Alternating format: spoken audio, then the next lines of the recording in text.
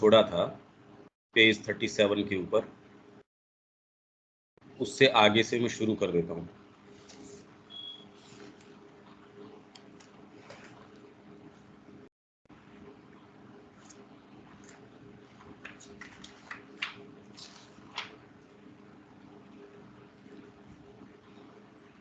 इसमें 37 के ऊपर जो ये प्रश्न है, हम ये सारी चर्चा इस कॉन्टेक्स्ट के अंदर करके आ रहे हैं कि जगत जिस तरीके का है उसके अंदर हमको कुछ चीज़ें शुभ लगती हैं, कुछ कंड्यूसिव मतलब कुछ पॉजिटिव एस्पेक्ट की लगती हैं, कुछ नेगेटिव एस्पेक्ट की लगती हैं। उसका जस्टिफिकेशन हम कई तरीकों से देने की कोशिश करते हैं। हर धर्म ने, हर संप्रदाय ने, हर चिंतन धारा ने अपने तरीके से इसको एक्सप्लेन करने की कोशिश करी। कोई कह रहा है भगवान तो शुभ ही है, अच्छा ही है, ये नेगेटिव जो चीज़ें आ रही हैं वो किसी राक्षस ने करी, या आपने कुछ पुराने आपने कर्म इस तरीके के किए, वो विधान, कर्म विधान आपके ऊपर लागू हो जाता है। ये चर्चा हम कुछ दिनों से करते आ रहे हैं। और यदि आप ये देखें तो ये मूलभूत प्रश्न है कि बात क्या है, ये क्यों किसी एक के साथ तो ये व्यवहार हो रहा है, दूसरे के साथ ये व्यवहार हो रहा है।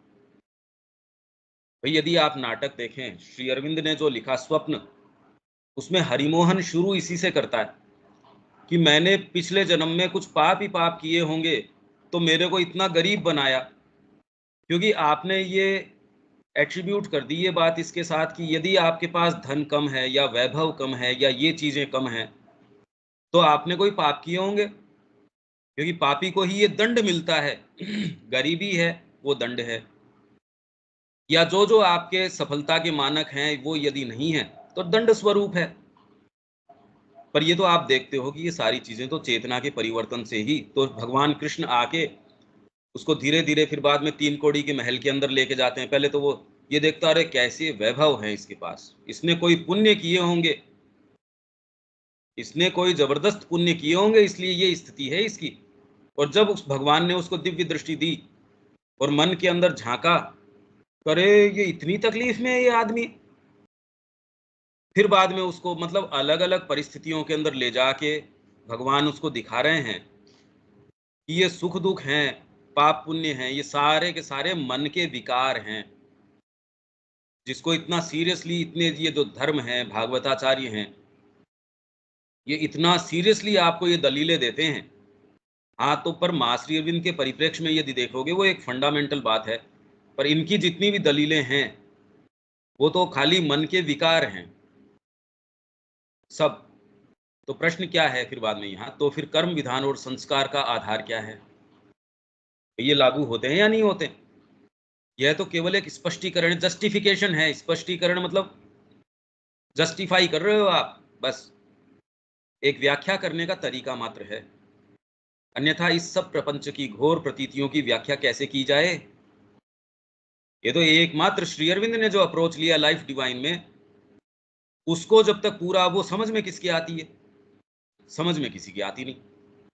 और उसमें भी कई प्रश्न ऐसे हैं जो एक स्तर तक जाते हैं, उसके बाद जाते नहीं।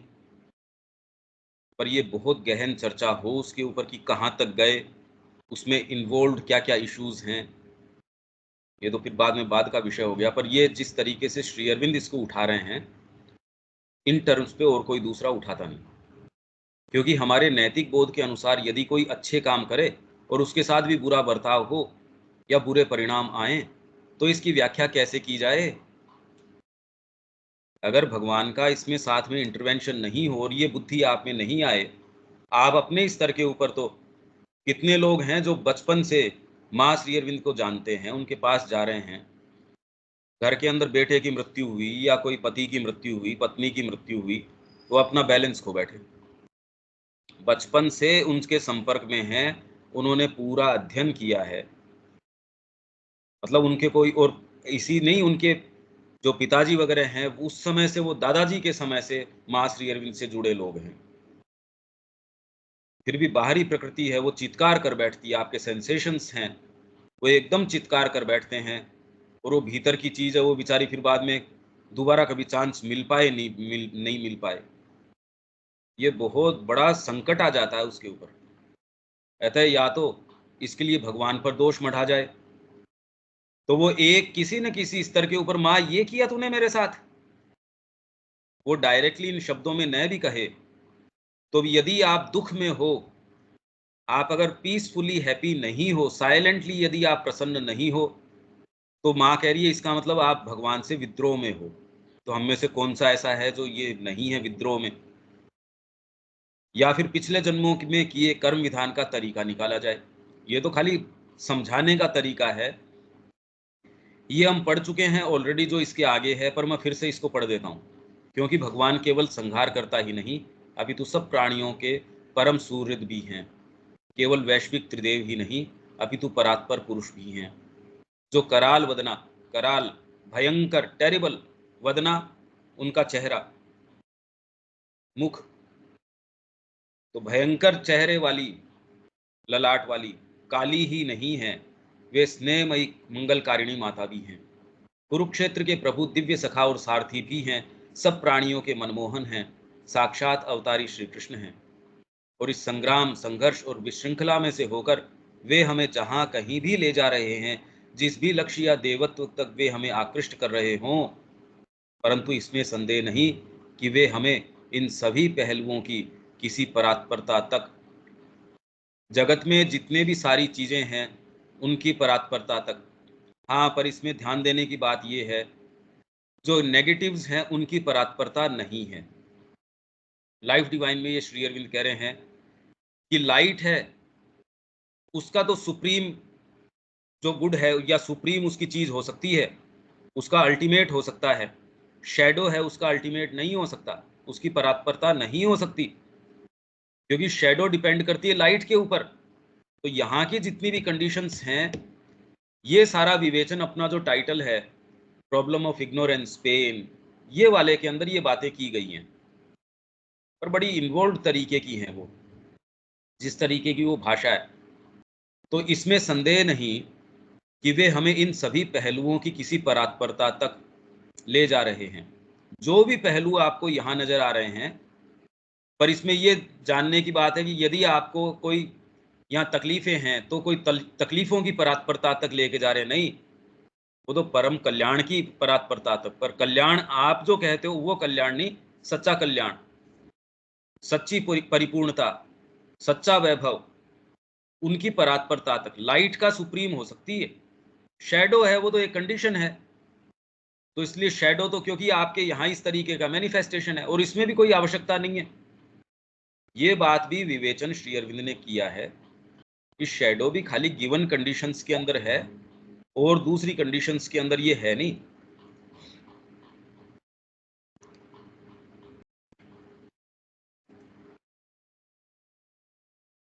ये आपको समझ आ पा रही है क्या ये बात, कि ये जो परात्परता की बात कर रहे हैं, ये नहीं समझ में आ रही। आप जैसा जगत यहाँ देख रहे हो अशुभ, जिसको आप ये कहे मिथ्यात्व, तो मिथ्यात्व का अल्टीमेट नहीं है। मिथ्यात्व तो एक शैडो है, अजी छाया पड़ती है कोई चीज की, छाया का अल्टीमेट क्या हो सकता है? प्रकाश का अल्टीमेट है। छाया तो एक कंडीशन के अंदर पड़ती है, छाया की परात्परता नहीं हो सकती। तो जो चीजें यहाँ सेपरेटिव इग्नोरेंस के कारण इस मैनिफेस्टेशन में आ गई, आप पृथक हो गए भगवान से, इस कारण यहां जो चीजें आ गई उनकी परात्परता नहीं है। वो जो चीज यहां आके मैनिफेस्टेशन में आई है, बच्चा जो है वो अभी क्या सीख रहा है, जो गलतियां कर रहा है उसको अल्टीमेट तक ले जाएंगे, गलतियों को नहीं लेके जाओगे, उसके ज्ञान को, उसके सीखने के क्रम को, उसको अल्टीमेट तक लेके जाओगे, वो तो झड़ जाएंगे पहले ही।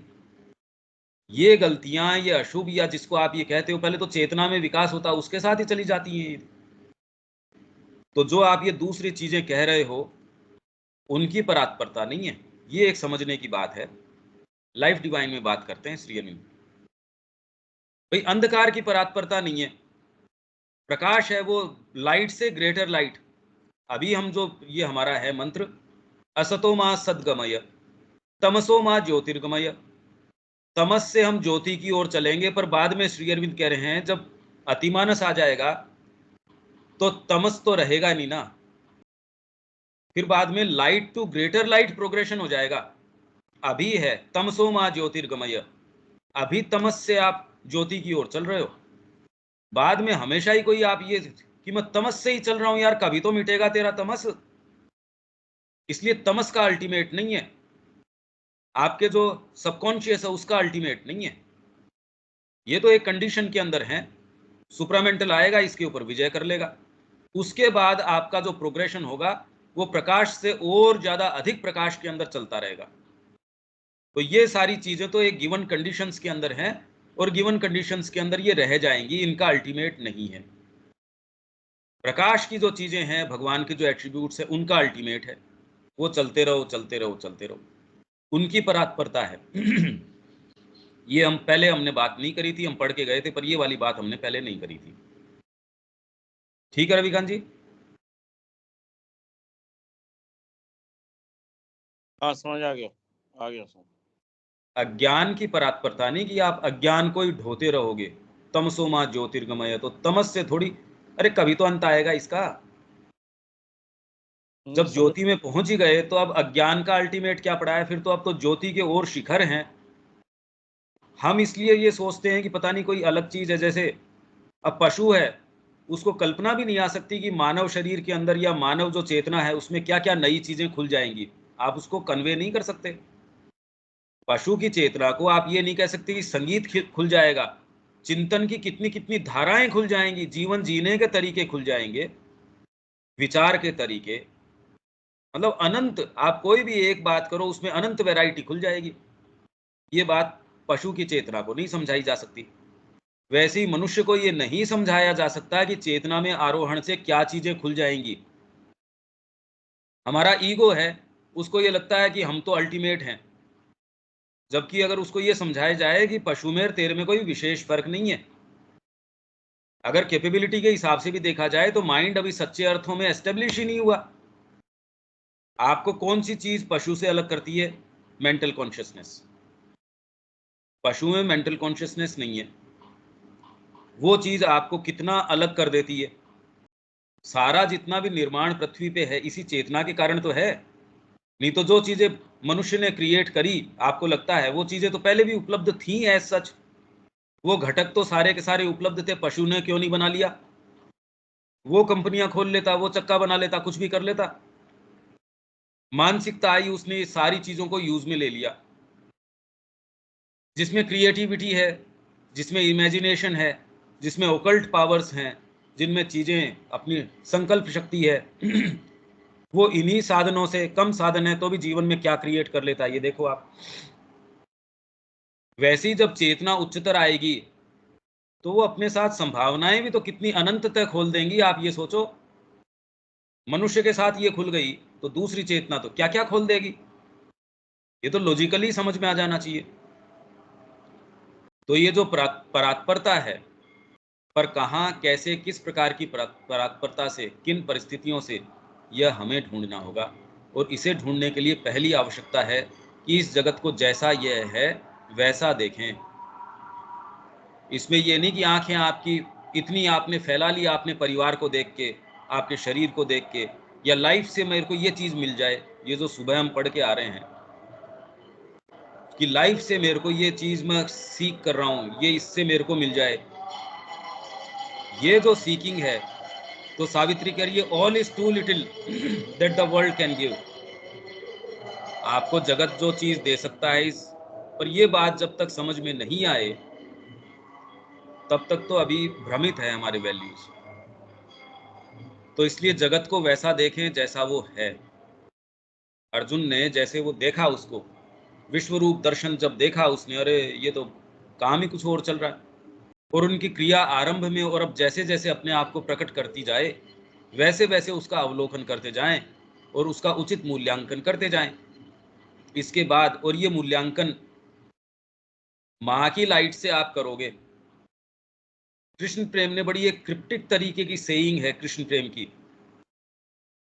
वो कह रहे कृष्ण का जो प्रकाश है वो प्रकाश है जिससे देखा जाता है, जिसको नहीं देखा जाता।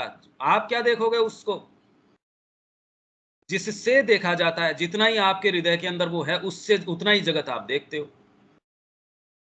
तो आप जगत को उतना ही देखते हो जितना आपके हृदय में माँ बैठी है। उसके अलावा तो आपको दिख ही नहीं रहा। वो ये कह रहे हैं कृष्ण का जो प्रकाश है वो ऐसा प्रकाश है जिससे देखा जाता है, जिसको नहीं देख, क्या देख लोगे आप कृष्ण के प्रकाश को? आपका फ्रेमवर्क कितना है, ऊंचे से ऊंचा आपका साक्षात्कार हो गया, डीपेस्ट आप किसी भी चेतना में चले गए, आप ऊंची से ऊंची चले गए तो भी परात्पर तो परात्पर ही है। आप उसको बांध थोड़ी लोगे, डिफाइन थोड़ी कर लोगे। इसलिए 12वां वॉल्यूम किससे शुरू करता है? सर्टिट्यूड्स। 12वां वॉल्यूम, फिर मैं आपको बार बार, जिससे कि ये रिपीट होती रहे, 12वां वॉल्यूम आपका इससे शुरू करता है, सर्टिट्यूड्स।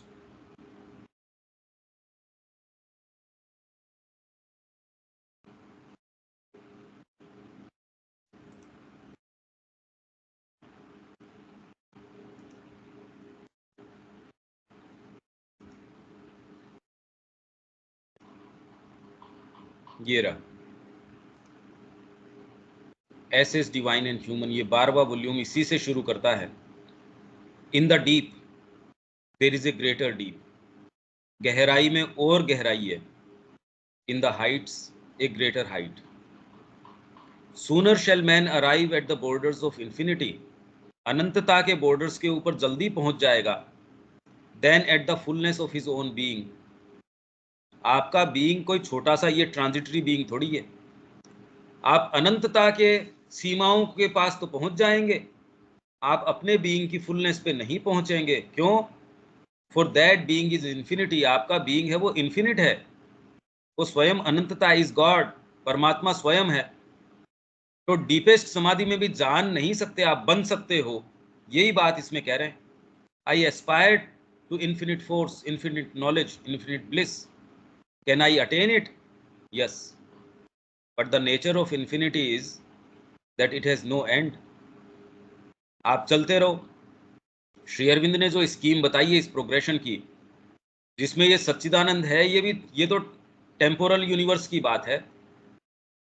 उसके बाद में इटर्नल मैनिफेस्टेशन है, उसमें फिर ये सारे सारे लोग हैं। यहाँ तो हम अभी तो अतिमानस को ही एक कल्पना समझ रहे हैं। श्री अरविंद ने के आगे तक की का, उसके बाद अब क्या बात करें? अब सोचो आप, तो प्रोग्रेशन की क्या लिमिट है? और आप ये सोच रहे हो मैं गहरे साक्षात्कार में गया, मेरी कितनी गहरी समाधि लग गई और मैंने इसका पता लगा लिया। आप पता कैसे लगा लोगे? पता लगाना मतलब आपने डिफाइन कर दिया, डिफाइन नहीं कर सकते इसको। Say not there for that I attain it, I become it. आप बन सकते हो। Only so can man attain God, by becoming God. But before attaining he can enter into relations with him. To enter into relations with God is योग। उनके किस तरीके से संबंध में आप एंटर करते हो, ये योग है। द हाईएस्ट रैप्चर परमानंद है, and the noblest utility. There are relations within the compass of the humanity we have developed. These are called prayer, worship, adoration, sacrifice, thought, faith, science, philosophy. ये relations हैं, ये आप ये स्थापित कर सकते हो। अडोरेशन के अंदर फिर आपके नवधा भक्ति है, ये कर सकते हो, ये भाव अपना सकते हो, सारे अपना सकते हो, और भगवान उसी तरीके से रेस्पॉन्ड कर देता है। There are other relations beyond our developed capacity, but within the compass of the humanity we have yet to develop. वो तो मनुष्य जाति ने आज तक डेवलप किए ही नहीं वो रिलेशंस। तो those are the relations that are attained by the various practices we usually call yoga, जिनको सामान्यतः हम योग कहते हैं, उनके द्वारा। We may not know him as God, we may know him as nature, our highest self, infinity, some ineffable goal. It was so that Buddha approached him. तो बुद्ध ने जिस तरीके से शून्यम इस तरीके से अप्रोच किया, तो सुप्रीम रियलिटी ने उस तरीके से रेस्पॉन्ड कर दिया। सांख्य एक तरीके से जाता है, सांख्य को दूसरे तरीके से वो रेस्पॉन्ड कर देता है। आपके शंकराचार्य तीसरे तरीके से जाता है, उनको तीसरे तरीके से रेस्पॉन्ड कर देते हैं। जितने और आपके मध्वाचार्य है और जितने दूसरे आचार्य हैं, वो इस तरीके से गए, बड़े फाइन शेड्स हैं उनमें, और उस तरीके से सुप्रीम रियलिटी अपने आप को मैनिफेस्ट कर देती है उनके लिए। कितने कितने आचार्य हैं, आप यदि उनकी कंपैरिजन देखो, कि भाई इसकी तो ये पद्धति शंकराचार्य की, ये मध्वाचार्य की, ये है निम्बार्काचार्य की, ये है इसकी, ये है, तो सारों में शेड्स ऑफ डिफरेंस है, ये और सारों को ये सुप्रीम रियलिटी जो है रेस्पॉन्ड करती है। आपने ये कह दिया ये छोटा सा जो विग्रह है ना मेरे पास रामलला का, यही परमात्मा है, आपको सुप्रीम रियलिटी उसके माध्यम से रेस्पॉन्ड कर देगी, उसके माध्यम से आपके पास परमात्मा स्वयं आ जाएंगे। अब आपको क्या आवश्यकता है और दूसरी चीज की, और ये आर्बिट्रेरी तरीके से आप चूज नहीं कर सकते, ये आपके हृदय में भगवान बिठा देता है कि आप ऐसे अप्रोच करो, तो आपका अप्रोच उस तरीके से करो, आपको उस तरीके से रेस्पॉन्ड कर देगा। मैं आपके लिए एक मोबाइल भेज रहा हूं, अपन दोनों इसके ऊपर बात कर लेंगे, तो आपके हृदय में चाहे वो फेथ के द्वारा किसी भी तरीके से द्वारा आपका मार्ग जो है वो पर्टिकुलर है, तो आपके लिए मां श्री अरविंद ने अपनी चीज आपके हृदय में बिठा रखी है, तो आपके लिए वो मार्ग हो गया। अब आपको सब पे ये लागू होना चाहिए, अब ये तो कोई जरूरी नहीं है। इनफैक्ट मां श्री अरविंद के पास भी जो आए हैं वो सारे एक ही तरीके से थोड़ी चल रहे हैं, और एक ही व्यक्ति भी उसमें क्या क्या चीजें उदय हो जाती है उस तरीके से जीवन का रुख चेंज होता रहता है। सो अप्रोचेज हिम द रिजिड अद्वैतिन, और अद्वैतवादी है वो दूसरे तरीके से अप्रोच करता है। He is accessible even to the atheist, नास्तिक है उसको भी वो एक्सेसिबल है, उसको कहीं कोई मना नहीं किया उसने। इनफैक्ट नास्तिक को ज्यादा वो उसके साथ खेल करता है। आस्तिक कहता है कि मैं भगवान को, मां श्री अरविंद को मानता हूं, आपके कर्म तो कहते नहीं कि आप मानते हो। आप आस्तिक कह के भी ऐसे जीते हो कि आप भगवान में विश्वास नहीं करते, क्योंकि आपको सुविधा होती है वहां तो विश्वास करते हो, जहां सुविधा नहीं होती वहां विश्वास नहीं करते। ये जो एथिस्ट है इसको टिकलिंग करते हैं वो, इसको आके तो क्या, भी मैं भी पहले नहीं मानता था, श्री अरविंद का ये है, मैं नहीं मानता था। फिर भगवान एक दिन आया मेरे सामने, उसने कहा अच्छा तू नहीं मानता क्या मेरे को, कब बताओ मैं किसकी बात मानूं। जब वो मेरे सामने आ ही गया और कहता क्यों तू मेरे को मानता नहीं क्या, तो मेरी सारी चीजें चली गई। To the materialist he disguises himself in matter. अगर आप मटेरियलिस्ट हो तो मैटर की सारी एनर्जीज आप उसकी खोज करते रहो, इसलिए विज्ञान अनंत काल तक भी खोज करता रहेगा, तो भी वो कोई अंत तक नहीं आएगा, क्योंकि इसमें भी अनंत छिपा हुआ है, पर उसके अप्रोच में उसको प्राप्त कुछ नहीं होगा। अगर इस मैटर को भी आप हमेशा के लिए इसको एनालाइज करते रहो, प्राप्त तो आप अगर हायर असेंशन करोगे तो ही प्राप्त होगा, इसमें प्राप्त कुछ नहीं होगा। फॉर द निहिलिस्ट, जो शून्यवादी है, he waits ambushed in the bosom of annihilation. तो ये यथा माम प्रपद्यन्ते तांस तथैव भजाम्य हम, ये गीता से ही है। मेरे पास जो जिस तरीके से आता है उसी तरीके से मैं रिस्पॉन्ड कर देता हूँ मैं उसको, तांस तथैव, उसी तरीके से। तो आपका जो भी भाव है उस तरीके से आप चलो, वो वैसे रिस्पॉन्ड कर देंगे आपको।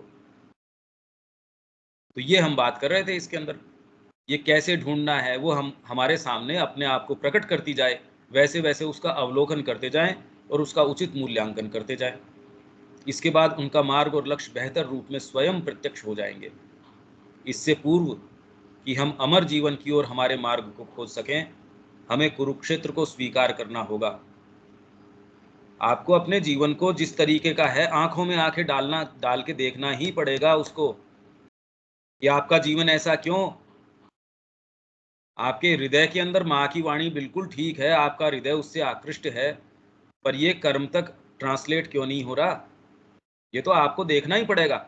कोई भी बहाना आपकी सहायता इसमें नहीं करने वाला, वो बहाने तो आपका ही समय व्यर्थ कर रहे हैं। आपको डिसाइसिवली खड़े होना पड़ेगा, आंखों में आंखें डालना पड़ेगा, और उसके लिए आपकी प्रकृति जो भी चीत्कार करे उसको उसी के ऊपर वही हैंडल करना पड़ेगा। मैं तो नहीं करूंगा भी, ये जो चीज समझ में आ गई, जीव के स्वाद के लिए कर रहे हो, शरीर के सुख के लिए कर रहे हो, या जो भी आपको समझ में आ गया जो आपके सेल्फ सेटिस्फैक्शन के ऊपर है, तो ये तो सुबह हम बात करके गए थे, अंतरात्मा को यही चीज मारती है। जो चीज उसको दबाती है, जो उसको कवर करती है, उसकी संभावनाओं को क्षीण करती है, मार डालती है, वो है आपका सेल्फ सेटिस्फैक्शन, किसी भी स्तर का। भौतिक नहीं, वो तो अच्छे भलों को ही समझ में आ जाता है, निरे पशु को ही नहीं समझ में आता कि खाली जीव के ऊपर इंद्रियों के सुख के लिए कि मेरे को तो स्त्री का टच है वो इतना अच्छा लगता है, कि आप पागल हुए जा रहे हो, तो आप निरे पशु हो। आप तो अभी मनुष्य भी नहीं हो। पर सेल्फ सेटिस्फेक्शन खाली उसी स्तर का नहीं है। आप एस्थेटिक्स के अंदर लेना शुरू कर दोगे, एथिक्स में लेना शुरू कर दोगे, ये सारे भी, ये तो सुबह पढ़ के गए ही हैं, ये तो सारी चीजें हम क्लियरली पढ़ के गए हैं।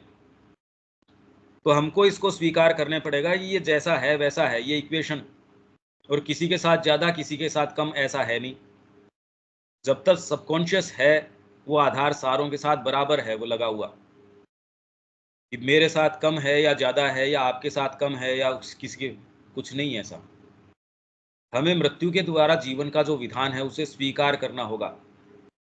मृत्यु का मतलब यही हो गया कि सबकॉन्शियस लग रहा है आपके, तो सबकॉन्शियस का विधान सारों के साथ लग रहा है, उसको वहीं स्वीकार करना पड़ेगा।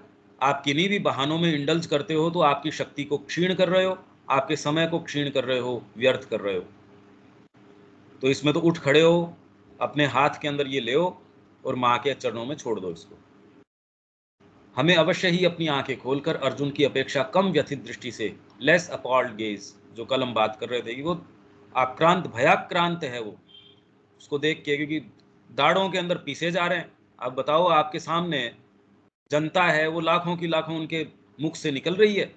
जो गीता प्रेस वाले कुछ ये पिक्चर्स बनाते भी हैं, आप देखोगे, विश्व रूप दर्शन, उसके अंदर वो दिखाते हैं भगवान, जैसे ये दिखाते हैं, कई गीता के अंदर भी विश्व रूप दिखा रहे हैं कि रथ के ऊपर कितना विराट रूप है, उसमें सारे ये हैं वो हैं। ये तो आपको अच्छी इसलिए लगती है क्योंकि पिक्चर में देख रहे हो, एक्चुअल में वो नजर आ जाए। इन नरसिंह भगवान के पास भी अच्छे भले नहीं गए। ब्रह्मा जी ने कहा जी मैं किस लिए जाऊं इनके पास में, तो उसको प्रहलाद को कहा फिर बाद में, भैया तू जा, तू कर स्तुति, हमारे बस का तो और कोई नजदीक तो नहीं आया उनके। आप विश्व रूप दर्शन की बात कर रहे हो, नरसिंह देव के कोई नजदीक नहीं आया।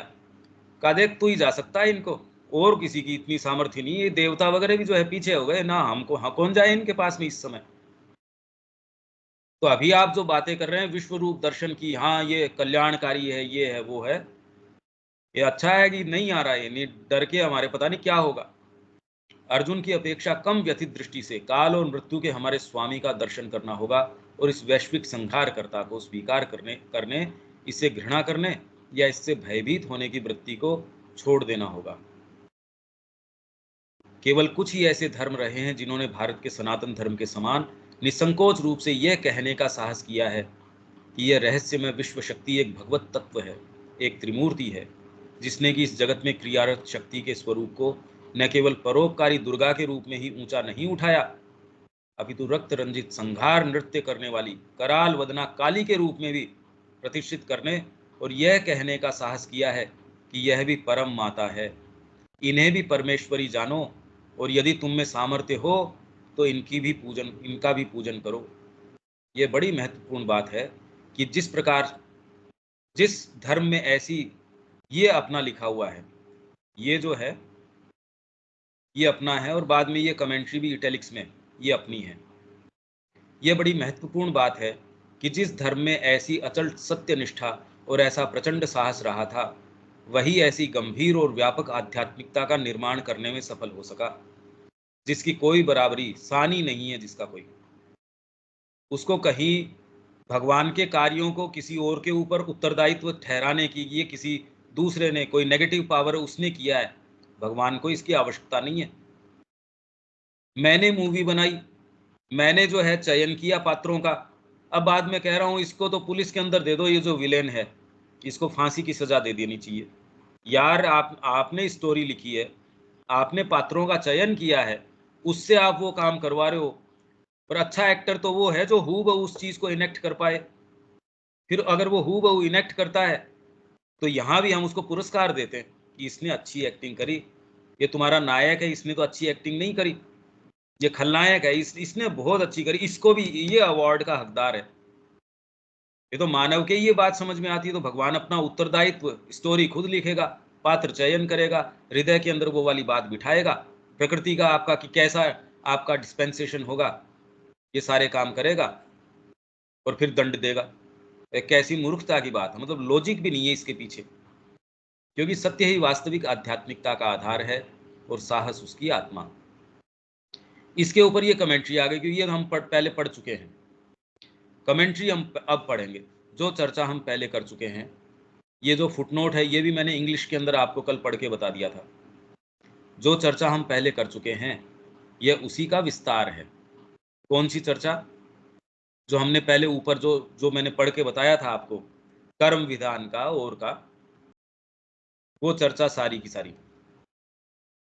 परमात्मा के रचनात्मक और विनाशकारी दोनों ही रूपों को स्वीकार करना होगा। भाई, एक शरीर के अंदर भी आप ये देख रहे हो कि रचना और संहार दोनों के दोनों साथ साथ, जीवन के साथ साथ ही चल रहे हैं। गर्भ के अंदर भी जिस तरीके का बच्चा है, उसमें कई सेल्स जो हैं नए बन रहे हैं, पुराने हट रहे हैं। ये दोनों प्रक्रियाएं हैं इससे कि जिससे इमोर्टैलिटी यहाँ कायम रह सके। मृत्यु एंश्योर कर रही है इमोर्टैलिटी को। वर्तमान में यदि आप विनाश की परिकल्पना न करें और आप ये सोचें कि आपके मृत्यु है, बुढ़ापा है, अज्ञान है, ये बने रहे, आप जीवन नहीं छोड़ सको अपना, सोचो कैसी तकलीफ की स्थिति हो जाए। तो इसीलिए इन विभीषिकाओं के ऊपर विजय प्राप्त करने के लिए श्री अरविंद कह रहे हैं अतिमानस, ये मिनिमम आवश्यकता है। इसके बाद स्पिरिट के सच्चे वैभव शुरू होंगे। स्पिरिट का कार्य खुले पंखों में तब शुरू होगा, अभी नहीं। फिर बाद में विनाश है, रचना है, इनकी कोई आवश्यकता नहीं। फिर जीवन रखना है या नहीं रखना है, मेरे को ये शर्ट पहननी है या नहीं पहननी है, या उसके अपने तौर तरीके हैं, ये मानवीय सोच समझ से, परिकल्पना से परे है। इसलिए श्री अरविंद भी इसको इस तरीके से कंपेयर करते हैं कि जैसे पशु में कॉग्निशन इस तरीके का, संवेदन इस तरीके का है, मनुष्य में ये अंतर आ गया, तो जब चेतना का परिवर्तन आएगा तो अपने स्तर के ऊपर वो क्या होगा, वो तो खैर वो बता नहीं रहे। वो तो इस कंपैरिजन के माध्यम से, क्योंकि वो कोई भाषा ही नहीं है हमारे पास, मानवीय भाषा नहीं है ना, वो क्या होगा क्या नहीं होगा, ये तो हम इस कंपैरिजन से, देखो पशु से मनुष्य में ये अंतर आया, तो मनुष्य से भी रेंज हम देखते हैं, हम इंट्यूशन की देखते हैं, ये देखते हैं, तो उनमें ये प्रक्रियाएं हैं। इनफैक्ट आपको जब इंट्यूशन को और इसको समझाना पड़ता है तो भी आप माइंड से कंपेयर करते हो, जैसे माइंड में ये है पर इंट्यूशन इस तरीके से, तो इसलिए उसको नाम दिया गया है। दृष्टि है, श्रुति है, स्मृति है। जैसे स्मृति में ये होता है वैसे इसमें ये होता है, क्योंकि ये तो साइकोलॉजिकल और सूक्ष्म चीजें हैं, भाषा इसको पकड़ नहीं सकती। तो रचनात्मक और विनाशकारी दोनों ही रूपों को स्वीकार करना होगा। कुरुक्षेत्र को इस दृष्टि से देखना होगा कि इसके पीछे भी प्रभु की लीला है, जिसे हम भले ही समझ तो नहीं सकते, परंतु फिर भी जिसके पीछे कुछ न कुछ शुभ अवश्य है। इस श्रद्धा से आपको इस श्रद्धा से आप शुरू कर देते हो।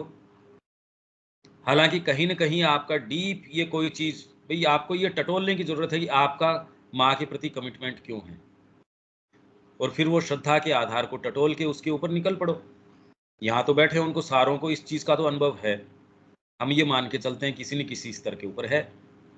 उस पार्ट को देखो भी क्या है, ये उसी में शक्ति है, क्योंकि वो इतना क्षीण तरीके से भी है तो भी देखो आपके जीवन को गाइड कर रहा है किसी स्तर के ऊपर, तो पावरफुल तो है वो। उसको हम सुने, उसको अपने नेतृत्व के सामने बिठाएं, नेतृत्व के लिए, और उसके आधार पे चलें। कोई भी आपके सेंस ऑफ प्रैक्टिकलिटी है, ये होगा नहीं होगा, इससे काम कैसे चलेगा नहीं चलेगा, अरे ऑलरेडी वो चेतना दर्ज कर चुकी है आपके कि यार ये मैं इतनी कीमती हूं, और अभी भी ये बात नहीं समझ में आई कि वो कीमती है, तब तो फिर बाद में अभी बात दूसरी है। और अगर ये बात समझ में आ गई कीमती है, तो फिर बाद में ये तो लॉजिकल बात ही नहीं है कि कोई दूसरी चीज में लगा जाए।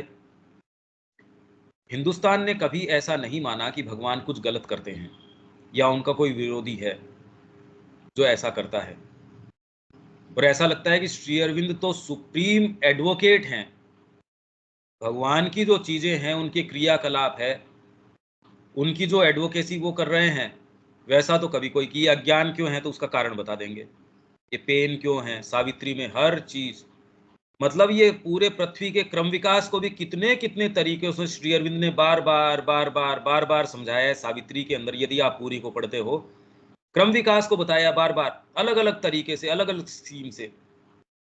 मन के नेचर को बताया है बार बार बार बार बार बार। मतलब मानव प्रकृति को, इस क्रम विकास को, सारी चीजों को अलग अलग शेड से, अलग अलग पर्सपेक्टिव से बार बार बार बार सामने ला के रखा है। तो ऐसा लगता है कि भगवान की सारी चीज को कि अरे नहीं, इसमें कोई गलती नहीं है, इसमें कोई गलती नहीं है, उसका सारे का जस्टिफिकेशन। और लाइफ डिवाइन क्या है?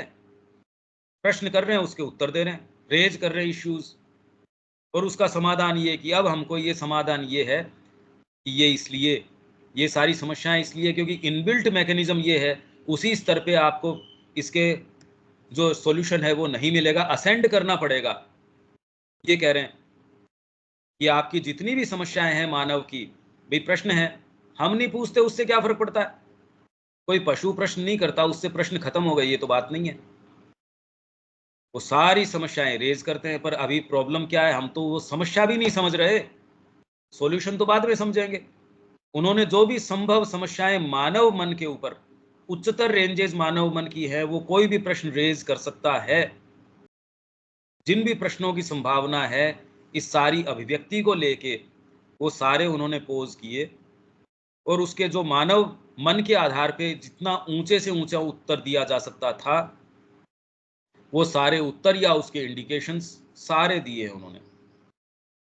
तो पहली बार ऐसा है जो भगवान के सारे कार्य हैं, भगवान स्वयं आके, वो यार तुम मेरे को गालियां निकाल रहे हो, भगवान अन्यायी है, ये है वो है, भगवान एज इफ स्वयं आके ये आपके स्तर के ऊपर, अरे यार ये ऐसी बातें नहीं है, इसके पीछे, सारे के पीछे कारण हैं, वो आपको बता रहे हैं।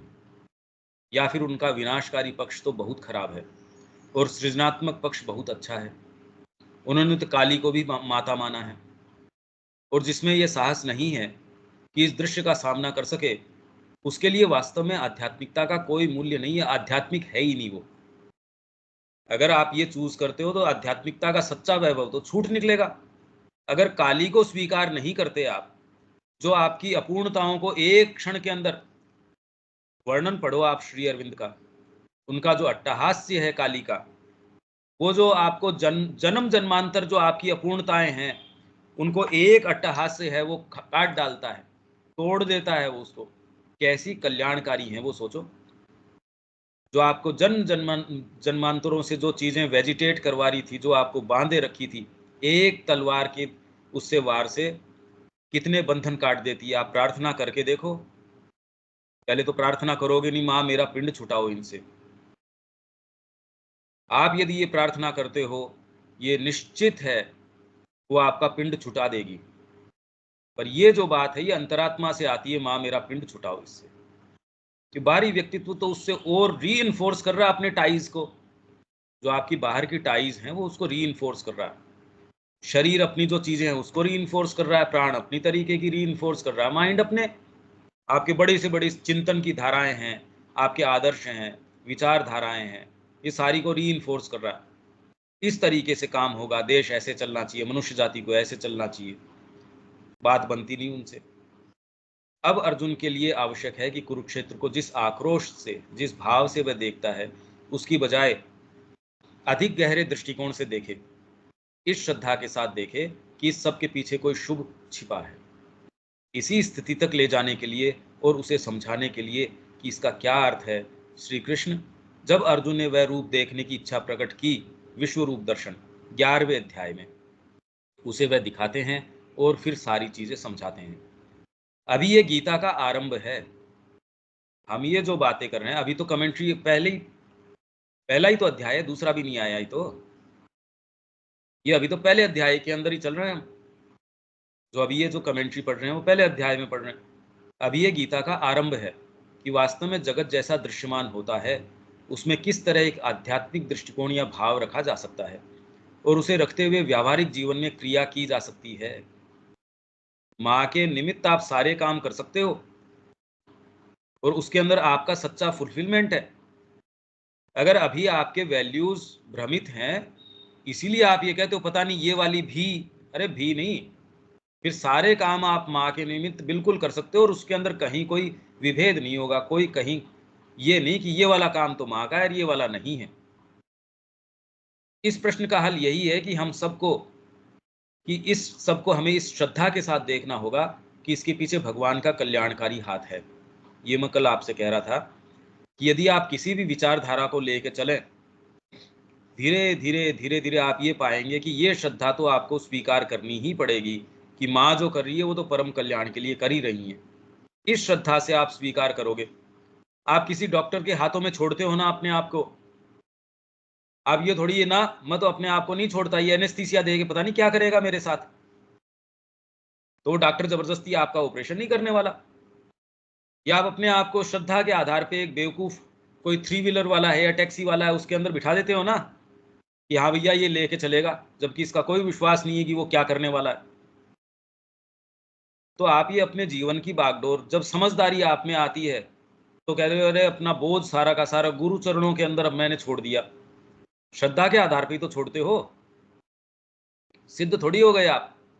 भीतर से आपके अंदर अंतरात्मा ने आपको क्लियर कट ये बता दिया कि ये है, ये व्यक्ति कोई बाहरी व्यक्तित्व है वो प्रभावित नहीं करता। एक ही व्यक्तित्व है वो दो जनों को वैसे प्रभावित थोड़ी करता है। उसने आपको बता दिया श्रद्धा के आधार के ऊपर आप कि बस सब कुछ, और उस दिन आपके पास जो सब कुछ होता है वही देते हो और सब कुछ आपके हाथ में होता भी नहीं है। उस दिन आप कहते हो मेरा सर्वस्व आपका है।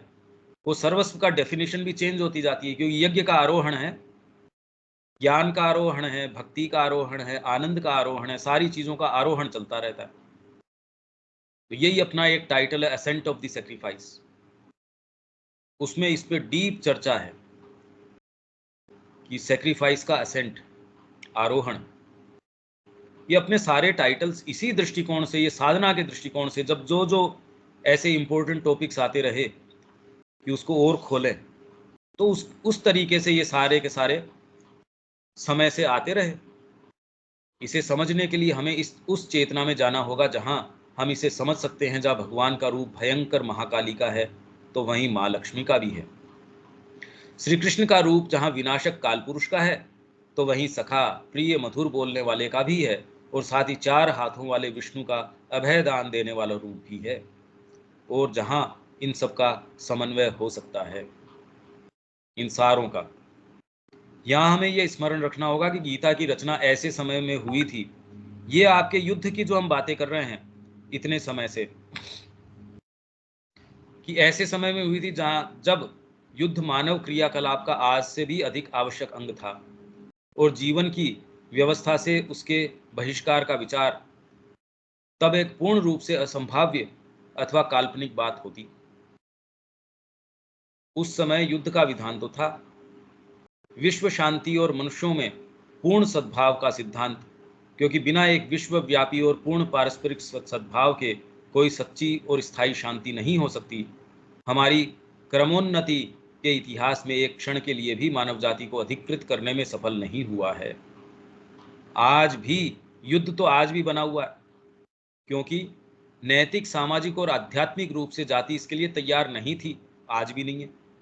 और अपने विकास क्रम में प्रकृति का संतुलन या उसकी स्थिति ऐसे किसी भी अतिक्रमण हेतु अपने को आकस्मिक रूप से तैयार करने की स्वीकृति नहीं देती।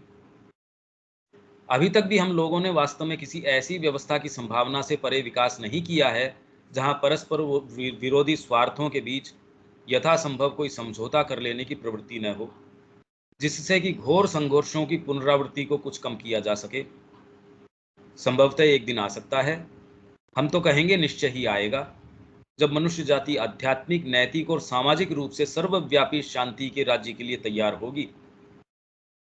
तो आपके बीइंग में भी संघर्ष है, और यदि आप डिसाइसिवली खड़े हो गए, इस संघर्ष को स्वीकार करना पड़ेगा। यही कुरुक्षेत्र है आपके लिए, तो सबसे पहला कुरुक्षेत्र भी। अगर दूसरों को मारना होता तो क्या कुरुक्षेत्र था?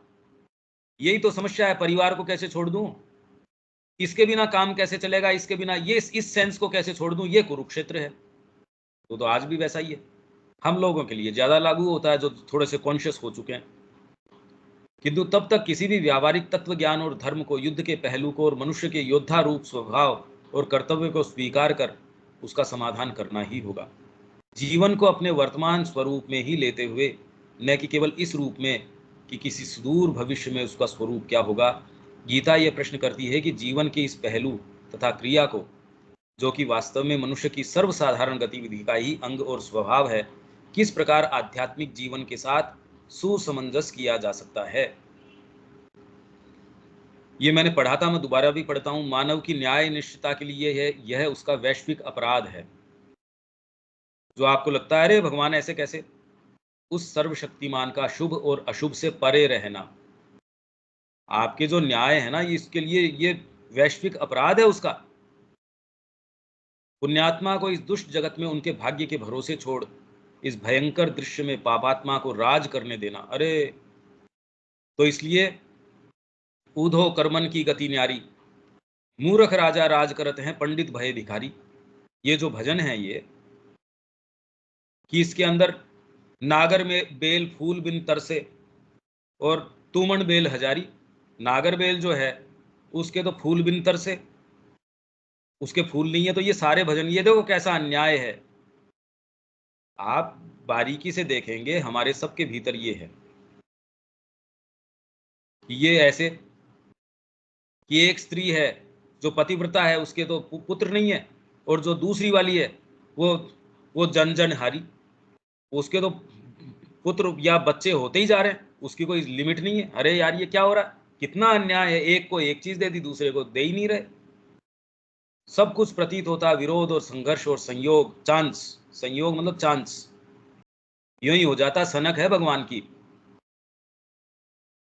ये प्रश्न आप टेक इसलिए नहीं उठ रहा क्योंकि अभी आप, नहीं तो ये दिलीप कुंवर रॉय को उठा था। उन्होंने कहा कैसी सनक है ये भगवान की, गोपियों को सुनाई दे गई, दूसरों को ये बंसुरी सुनाई नहीं दी, वो रास में प्रवेश कर गई। कितनी गलत बात है ना ये अधिकारी, ये तो भगवान के पास चला जाता है, दूसरे ने क्या गलती करी है, क्यों नहीं जा पा रहा वो भगवान के पास। तो फिर आप इसके दलीलें देना शुरू कर देते हो। तो पर ये अपराध का बोध तो, कि भगवान का बड़ा अपराध है ये, इसने बड़ा कोई, अगर ये मेरे पास होता, हरिमोहन कह रहा था, तो मैं इसको खूब डांटता डपटता, इसको मारता मैं। हरिमोहन ये बात कह रहा है, और हम सारे के सारे इस सारी चीज को कैरी करते हैं, बोलते नहीं बस इन टर्म्स के अंदर। एक निरुद्देश्य श्रम और बहुत अल्प अर्थ, उन आंखों के लिए जो एक अंश देखती हैं और समग्र को चूक जाती हैं। छोटे से अंश को, और वो अंश भी मैं के दायरे से जितना अंश दिखता है उसको, और समग्र को चूक चूक जाती हैं। फिर बाद में अपनी फिलोसॉफीज और चार्ट आउट कर देते हो, मेरी ये फिलोसॉफी है। अंश को देखते हैं, उस पर फिलोसॉफी बना लेते हैं। ये समस्या है। ये अपनी जो बात कर रहे थे इसके अंदर, ये यहां तक के जो इश्यूज थे, अब फिर बाद में आएगा युद्ध को और उससे होने वाले विनाश को कम से कम करना। ये एक नया टॉपिक है, इसको हमको अभी तो फिर बाद में हम बात नहीं कर पाएंगे। कोई इसमें प्रश्न हो तो ले लेते हैं। ये मेरे ख्याल से चर्चा तो क्लियर होनी चाहिए। अगर कोई सेंटेंस या कोई चीज नहीं क्लियर हो आपके विवेक, पर इसमें आपको ये मूलभूत तरीके से पहले प्रश्न खुद उठाना पड़ेगा, बात क्या है। हाँ भैया, ये 2 दिन से जो चर्चाएं चल रही हैं पहले से ज़्यादा स्पष्ट है। अब जो आंतरिक कुरुक्षेत्र है वो भी समझ में आ रहा है।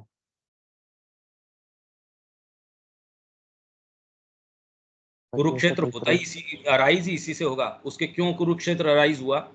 सेंसेशनल बीइंग के कारण। ये तो इसको पता तो था ही कि वहां सामने कौन मिलने वाला है। तो आते ही पहले तो कहा कि प्रथम स्थापय मेच्युत, यह अच्युत मेरे रथ को इन दोनों के बीच में स्थापित करो। तो श्री अरविंद ही अपनी कमेंट्री में कह रहे हैं, वो कोई बहुत गहन विचार से नहीं कह रहा था ये बात, कि मैं देखता हूं कि मेरे को इस हॉलीडे ऑफ फाइट में किसके साथ युद्ध करना है। ये कोई प्रोफाउंड विचार से नहीं कह रहा था, मूर्खता से कह रहा था। सेंसेशनल आदमी है इसलिए कह रहा था। और फिर बाद में सेंसेशनल बीइंग है इसीलिए सामने पता चला रहे इनके साथ युद्ध करना है। तो ये थोड़ी कि अचानक उसको नींद में से उठा के लेके आए थे।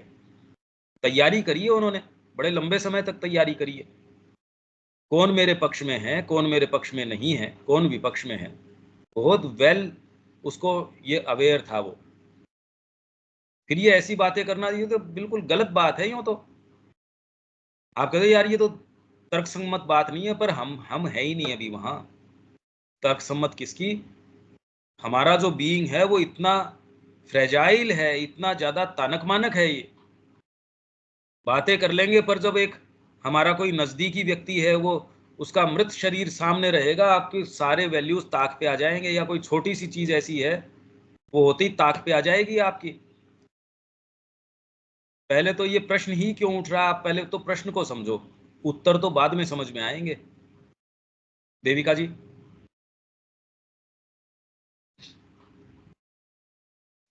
हाँ जी पंकज भाई, प्रश्न तो कोई नहीं उठ रहे हैं, तो नहीं, ये जो प्रश्न उठा लाइंस तो है, क्लियर है। ये जो प्रश्न उठाया, मैं कह रहा हूं पहले ये प्रश्न को आप उसको समझो, ये उठाई क्यों ये प्रश्न, कि इतना क्या इंपॉर्टेंट प्रश्न है कि श्री अरविंद इसको ले भी रहे हैं, गीता भी उसका उत्तर दे रही है, श्री अरविंद इसके ऊपर कमेंट कर रहे हैं। ये तो है नहीं कि गीता कोई भी ऐसे कोई अनइम्पोर्टेंट चीज है उसी को हाथ में लेके विवेचन कर रही है। डेफिनेटली उसके पीछे कोई बहुत गंभीर सत्य है हमारे बीइंग का, इसलिए तो कुरुक्षेत्र अराइज हो रहा है। हम उससे रिलेट इसलिए नहीं कर पा रहे क्योंकि अभी हम स्थिति के ऊपर है नहीं वहां। तो हमारे लिए पहले तो ये प्रश्न करें, उत्तर तो उसका तब समझ में आएगा जब प्रश्न को हम समझेंगे। तो आप ये अपने अपने स्तर के ऊपर पहले इसका मंथन कीजिएगा कि ये अपनी चर्चा शुरू कहां से हुई, क्यों है ये प्रश्न। ठीक है, हाँ जी। इससे आगे अब नहीं जाएंगे, यहीं हम विराम देते हैं। दीपक जी कोई बात है? कोई बात तो नहीं है, प्रैक्टिस करने की बात है। यहाँ जो एक मंत्र दिया गया है कि मार्ग में आगे बढ़ने के लिए कि उसका कार्य हमेशा कल्याणकारी है, के आधार पर ही आगे बढ़ना होगा। लेकिन यह भी बहुत टफ है क्योंकि वर्तमान में हम शरीर, प्राण और मन की चेतना से हैं, जहाँ पे सुख और दुख आदि जो है हमें परेशान करते हैं। प्रैक्टिस करने से ही होगा। तो यहाँ विराम देते हैं, कल अपना जो 10th पॉइंट है वो ले लेंगे। आप पढ़ के आना। जय श्री मान। जय श्री।